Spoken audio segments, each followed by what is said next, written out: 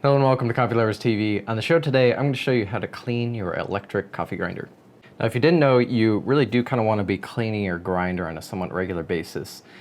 Coffee has a lot of oils that it's always giving off, and you're always going to get grounds and some beans stuck in the grinder, and that stuff can turn nasty over time. It doesn't take that long. You're putting organic compounds through a machine here, so it's important to keep it clean. Using the OXO Barista Brain Grinder here, this is a conical burr grinder. It's kind of an entry-level grinder. It's on the higher end of entry-level. If you have an electric burr grinder at home, this will apply to you. Really any kind of grinder. A lot of this stuff is pretty basic, but we're gonna take apart some of the things. I'm gonna use a couple tools here. For this particular grinder, stuff like this, there are parts that come off. These can just be washed, and that's kind of what I'll do. I'll do that on more of a regular basis. In terms of how often you want to clean your grinder, doing this like once a month is probably a good idea, especially if you do the basics of what I'm going to show you and use the grinds, which I'll get to in a little moment. But what we're going to do is take this off, clean out some of the stuff, and then do things like this particular grinder can get grounds stuck in here. It looks like I actually did a pretty decent job of cleaning that out. I actually have the grinder unplugged right now because when I'm cleaning it, I don't want to accidentally turn it on. So I'm going to pull these things aside. You notice on this grinder that coffee kind of, whoop, there we go. See? Look at all that. So one thing I don't have here, what I use for a lot of the stuff is I just have a little brush just because I can get the grounds and stuff off with that. One thing you do kind of want to be aware of if you're using a brush like this is getting the bristles stuck in places. Another tool that's really helpful is canned air, which I do not have any canned air right now. That would be a good idea. That can really help you get into the nooks and crannies. This outside cleaning, I mean, this isn't gonna necessarily impact your brew quality. It's just, I like to have a clean machine. And this one is not clean because I've been using it a lot. And then I went and made a mess. So that's a bunch of extra grinds that were just kind of sitting in the grinder. That's not great. Towards the end, the last thing we'll do is we're gonna run grinds through it, and that'll take care of a lot of the extra stuff that's in there, which is why I'm not too worried about that. For the outside, you know, a nice microfiber cloth. But we're probably gonna have to do that again. Okay, to the meat of it. Most of your grinders, pretty much all your grinders, are gonna have a way to take this off. This one has a little latch in the back, and then the hopper comes off.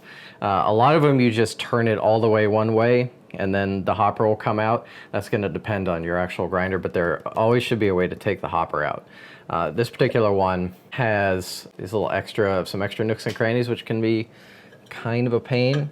Cleaning this on a regular basis is a good idea just because you might be able to see, that might show up on the camera. There's oils and such that have just gathered on the inside of this. And then you can also see on the bottom, that can just be all wiped away with a cloth. Nothing too crazy. There's kind of this area in here underneath that's really hard to get to. If you were doing like a yearly deep cleaning, it looks like you could take this off and really get around some of those nooks and crannies. For doing this once a month, just taking that off, wiping it down, maybe even giving it a wash would be fine. You don't want to use water anywhere other than the parts that completely remove, just because you don't want to get water in here. But you're going to see this is what your grinder looks like after grinding for a while. You can see lots of little ground stuck in there, even whole beans. Sometimes, depending on the grinder you have, you might see large chunks of grounds just kind of sitting there. Let's see, I think this one allows me to actually remove, there we go. So this grinder actually allows me to remove the outer burr, which is really helpful because then I can just get all this excess off. Having an actual brush, an actual grinder brush, is probably a good idea. But if you do, then you can use a grinder brush for this part. Again, we're going to be putting grinds through this, so the grinds will take care of the actual cleaning of the burrs. You do not need to wash this. You do not want to really wash this with soap and water. I'm just gonna wipe it down.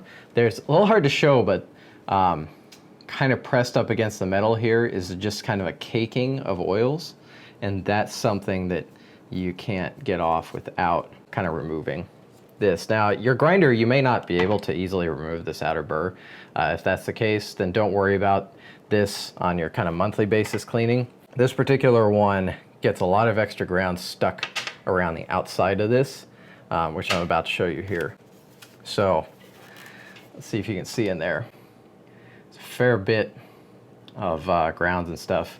And what I'm gonna do is just try to dump out as much of that as possible.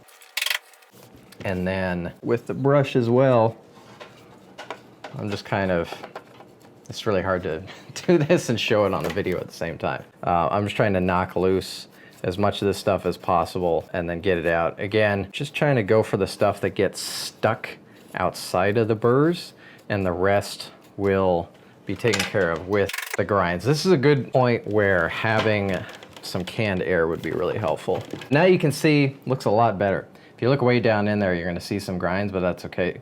We're gonna take care of that in the last step. We're gonna do one more thing with this grinder, because this has a little bit of an inaccessible area.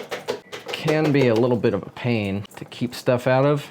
Again, hopefully the grinds takes care of that for us. We've removed all that crap from the grinder that was just kind of sitting there doing nothing but leaching oils into our coffee.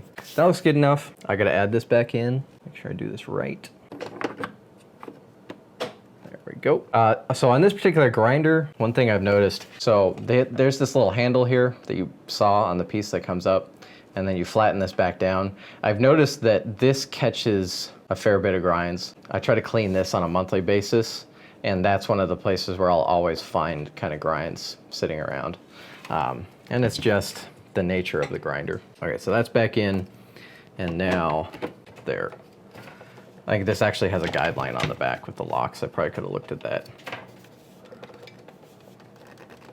All right, so this locks in like that. Again, your grinder may vary slightly differently. It's time for the grinds. So I'm gonna plug this in really quick. For the sake of brevity, I haven't washed this or this, but again, this can easily be washed in the sink.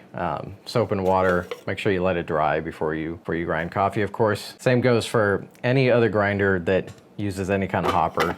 As long as you can remove it completely from here, soap and water, it should be fine. Now it's time for the grinds. Give me 1 second to plug in the grinder. Okay, so I plugged in, I double checked to make sure that that was working.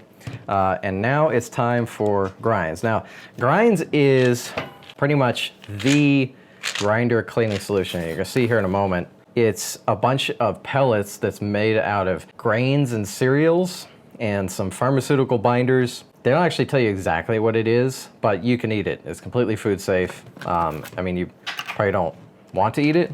It kind of smells like fresh wood, but it's not gonna hurt you to consume this stuff. And what's gonna happen is we're gonna run this through like coffee. It's gonna catch all of the oils and any of the extra grounds that are in there and take it all out the other end, and that's exactly what we want. As far as how much of this you use, they have a pretty handy dandy chart. For a grinder this size, we're using about 40 grams. There you go on the high side. I mean, it doesn't really hurt to use a little bit more. It's just you're being a little inefficient. And now we're just gonna run this right through.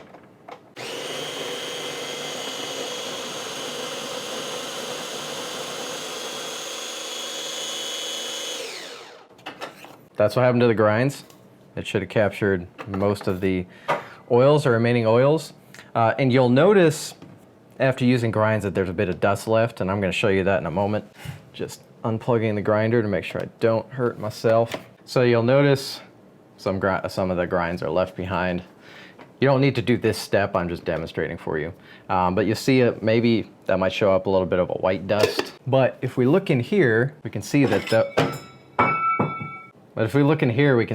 the burrs are really clean now. You also might, I don't think I can show this on the camera, but I can see the white dust up in the grind chamber there. Don't worry about that at all. Again, this is completely food safe. You will end up with some dust like in your coffee for the first run or two after running grinds, and that's okay. It's not going to affect the taste of your coffee. I've used this stuff. I've never noticed really that much of an effect. I mean, there might be a little bit of a, if you're doing like coffee tastings, if you're brewing some really fancy coffee you want to be sure to preserve the taste of, then you may want to run through one or two other coffees first, like a couple brews, just to make sure that there's no dust left. I could see it imparting, similar to how like a paper filter might impart some taste if you don't rinse it, but you don't have to worry about consuming this stuff, basically, is what I'm saying. So that's it.